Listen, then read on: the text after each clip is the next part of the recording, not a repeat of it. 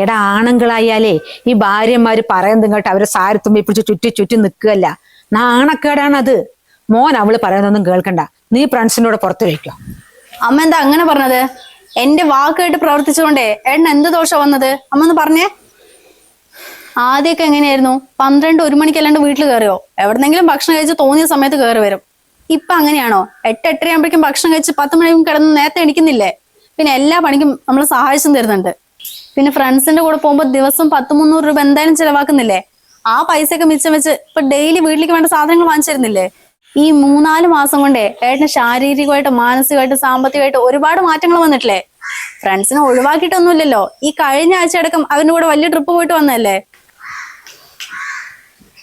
ഈ ട്രിപ്പ് കഴിഞ്ഞ് വന്ന സമയത്ത് ഏട്ടൻ എന്നോട് പറഞ്ഞില്ലായിരുന്നോ എല്ലാവരുടെയും ഭാര്യമാരെ ഇടയ്ക്കിടയ്ക്ക് വിളിച്ച് വെറുപ്പിക്കായിരുന്നു, നീ മാത്രം ഒരൊറ്റ കോള് പോലും ചെയ്തില്ല എന്ന്?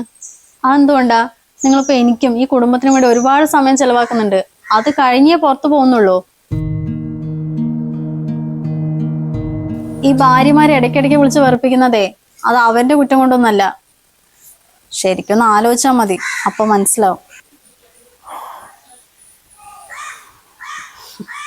സ്വന്തം മോൻ നശിച്ചാലും കുഴപ്പമില്ല, പക്ഷെ ഭാര്യ പറയുന്നത് മാത്രം കേട്ട് നിൽക്കരുത് അല്ലേ?